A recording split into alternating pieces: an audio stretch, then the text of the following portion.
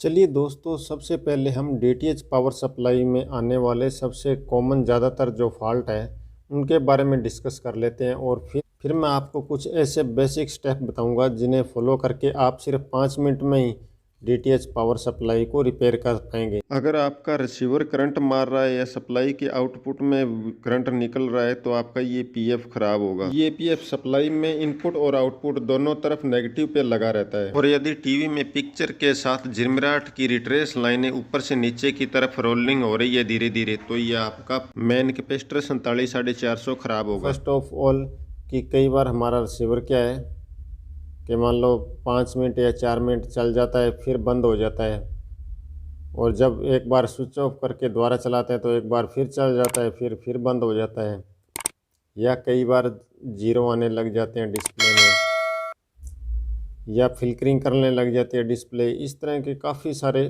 Fault हमें देखने को मिलते हैं। तो अगर आपके पास कोई रिसीवर रिपेयर के लिए आता है और उसमें भी कुछ इस तरह की प्रॉब्लम आपको देखने को मिल रही हो, तो आप डायरेक्टली ये समझें जो डीटीएच सप्लाई है उसमें ये जो 3.3 वोल्टेज की सप्लाई है वो प्रॉपर नहीं बन रही। तो ज़्यादातर केस में 99% इनमें से कोई भी एक डायोड या फिर कई बार दोनों डायोड ही ख़राब हो जाते हैं, जिस वजह से इसकी आउटपुट वोल्टेज है वो 3.3 की बजाय लगभग या 3 वोल्टेज रह जाएगी या फिर उससे भी डाउन चली जाएगी, जैसे 2 वोल्टेज 2.5 वोल्टेज। जब 5 वोल्टेज यहाँ पे पहुँचेगी तो यहाँ पे आप चेक करोगे कि 4.5 वोल्टेज मिलने चाहिए लगभग।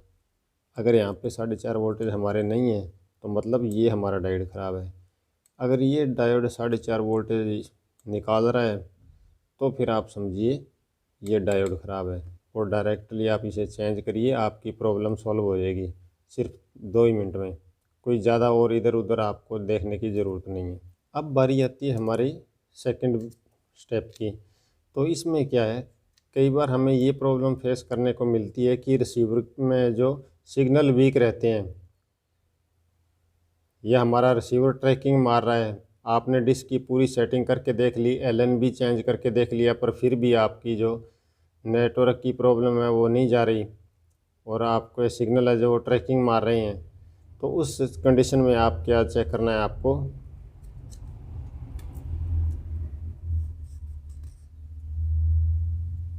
पावर सप्लाई पे ये जो 24 वोल्टेज है आपके ये मिसिंग होंगे, या 24 से कम होंगे, या फिर इसकी फिल्ट्रेशन नहीं हो रही सही से। ये जो आपकी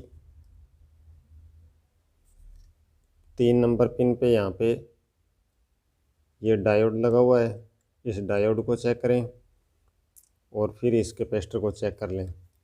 इस 90% तो कैपेसिटर ख़राब होने की वजह से ही फिल्ट्रेशन ख़राब हो जाती है, आगे सप्लाई फ़िल्टर होकर नहीं जाती, जिस वजह से हमारा जो रिसीवर के अंदर सिग्नल वीक हो जाते हैं या और ट्रैकिंग मारने लगते हैं। इसके बाद नंबर 3 पे आता है, कई बार क्या रिसीवर चलाने के बाद उसके अंदर चिक चिक चिक चिक की आवाज़ आती रहती है धीरे धीरे बिल्कुल ही।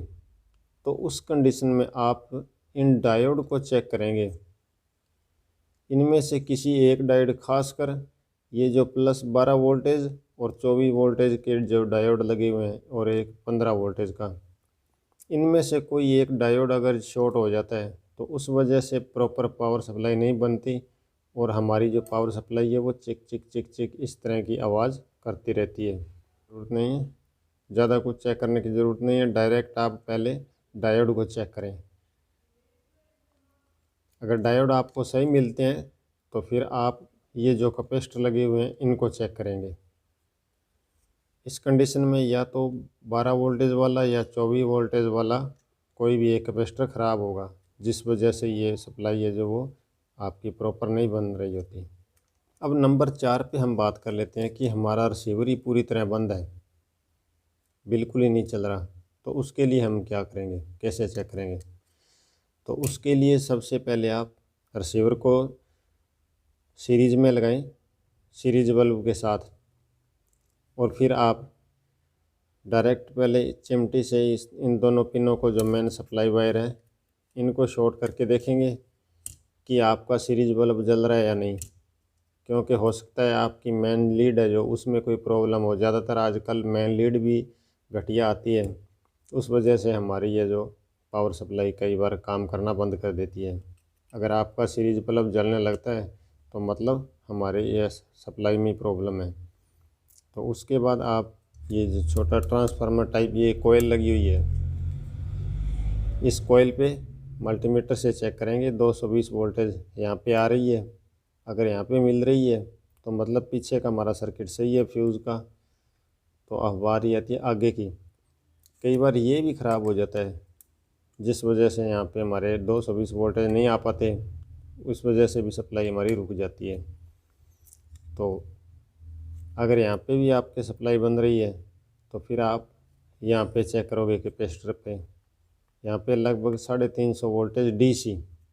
मल्टीमीटर को आपको 1000 वोल्टेज की रेंज में रख के और यहाँ पे 350 वोल्टेज के करीब वोल्टेज चेक करने हैं, 300 से लेके 350 वोल्ट तक।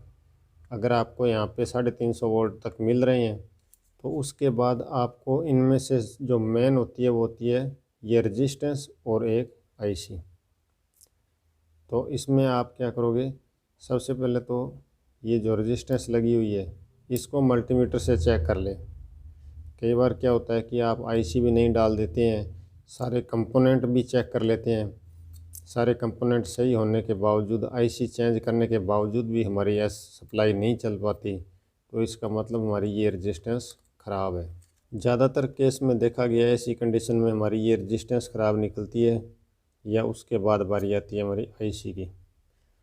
इधर की साइड में ये अगर आपकी इस टाइप की सप्लाई है तो या आपका आईसी ख़राब होगा या ये रेजिस्टेंस, बाकी कंपोनेंट के चांस कम ही होते हैं ख़राब होने के। अब बात करें हम इस ऑप्टो कपलर की और इस ट्रांजिस्टर की, तो यहाँ पे ये जो वोल्टेज को फिक्स रखने के लिए सर्किट बनाया गया है, इनमें तो बिल्कुल ना के बराबरी चांस होते हैं कभी ख़राब होने के।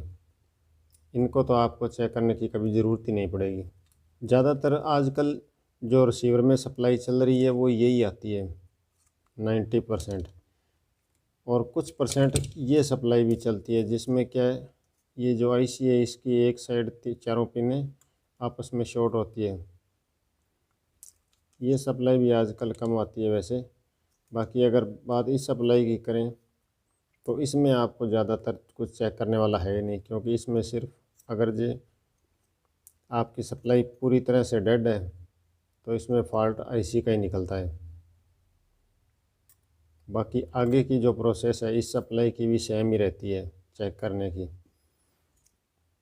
बाकी बात करें ये जो एलईडी टीवी की सप्लाई की, तो इन्हें तो एक्सप्लेन करने में काफ़ी लंबा टाइम लगता है और वीडियो भी काफ़ी लंबी हो जाती है।